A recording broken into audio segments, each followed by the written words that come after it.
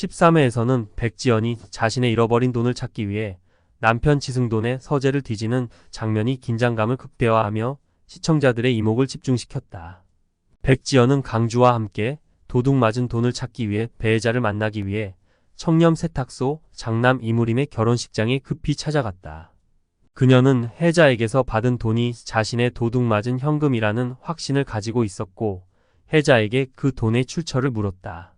그러나 혜자는 고깃집 손님이라고 거짓말을 하며 지연의 기대를 저버렸다. 지연은 자신이 유일하게 믿고 있었던 혜자에게서 원하는 답을 듣지 못하자 답답함을 느끼며 자신의 돈이 청렴동에 널려 있다는 사실에 분노를 터뜨린다. 결혼식이 끝난 후 경찰서장인 윤미옥은 봉이, 안길래, 이만득을 집까지 데려다 주겠다고 나서며 이들은 마치 연행당하는 듯한 모습으로 안방극장을 웃음으로 물들였다. 만득은 경찰들의 치조를 받는 기분을 느끼며 숨을 헐떡였고 경찰들이 돈을 숨겨둔 침대를 눌러보자 길래와 만득은 불안해하며 모든 사람을 내쫓으려 했다. 한편 봉이와 길래, 만득은 경찰이 무림이 의심하지 않도록 새로운 돈과 헌돈을 섞어 무림에게 전달하는 데 성공했다. 그러나 무림은 받은 돈을 그대로 다림의 수술비를 갚기 위해 승돈에게 넘겼고 이로 인해 도둑 맞은 돈이 결국 지연의 집으로 돌아가는 상황이 발생하면서 극의 긴장감이 고조되었다. 강주와 태용 사이의 갈등도 점차 심화되었다. 다림이 지승그룹에 취직하게 되자 태용은 강주에게 다림을 해고하라고 요구하며 갈등의 불씨를 지폈다. 태용은 강주에게 다림한테 전화한다고 해놓고 희망 고문시켰잖아 라며 그를 도발했고 강주는 태용의 행동에 어이없어하며 불쾌함을 드러냈다. 그러던 중 강주는 다림이 8년 전 자신과 하룻밤을 보냈다는 사실이 태용에게 알려졌다는 오해를 하게 되고 이로 인해 배신감에 휩싸이게 된다. 강주는 나는 첫날 밤 이야기를 자기가 좋아하는 남자에게 다 일러 바치는 여자 처음 봤다며 다림에게 상처를 주는 말을 하였다. 이에 다림은 태용과 차림을 불러 사자 대면을 하게 된다. 결국 강주는 자신의 오해를 깨닫고 안절부절 못하는 모습을 보인다.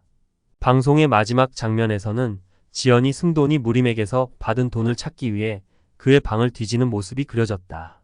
그녀는 승돈이 숨기고 있는 돈다발을 발견할 수 있을지 그리고 다림에 대한 강주의 짝사랑이 이루어질 수 있을지 시청자들의 관심을 집중시켰다.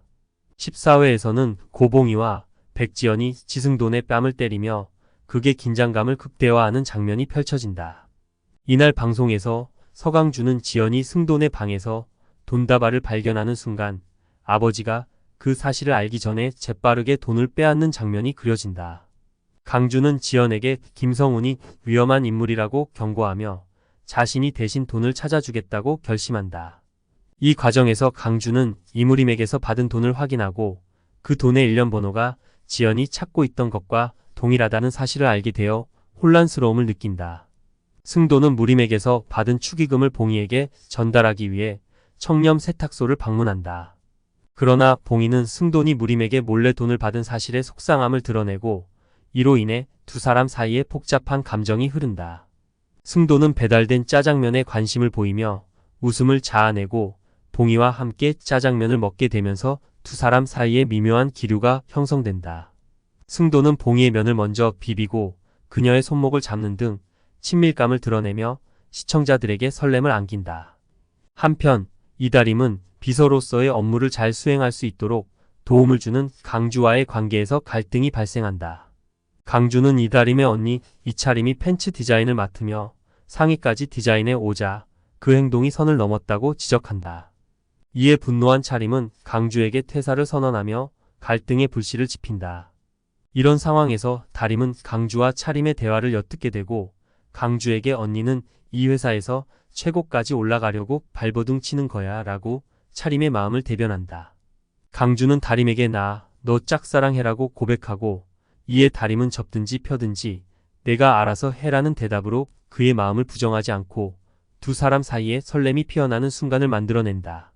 또한 우연히 승돈의 휴대전화를 본 지연은 노엘이로부터 온 불길한 메시지를 확인하게 된다.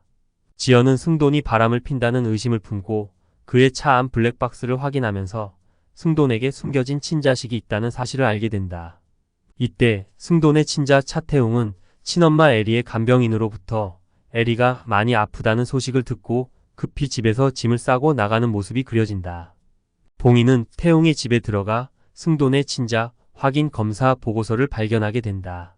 이러한 충격적인 사실을 알게 된 봉이는 승돈을 찾으러 나서고 모든 사실을 알게 된 지연도 지승그룹 회장실로 들이닥친다. 지연은 승돈에게 숨겨진 아들이 있었냐? 며 그를 궁지로 몰아넣고 두 사람의 대화는 극의 긴장감을 더욱 고조시킨다. 이 장면을 지켜보던 다림도 놀라움을 금치 못하며 상황이 어떻게 전개될지 긴장감을 느낀다. 결국 봉이도 승돈의 집무실에 들어가 그의 뺨을 때리며 두 여성에게 뺨을 맞은 승돈은 아픈 뺨을 감싸며 당황한 표정을 짓는다. 이러한 엔딩은 일요일 밤 안방극장에 폭풍 같은 재미를 선사하며 모든 비밀이 드러나게 된 승돈이 앞으로 어떤 행동을 취할지 급하게 떠난 태웅이 어떤 상황에 직면할지를 궁금하게 만든다.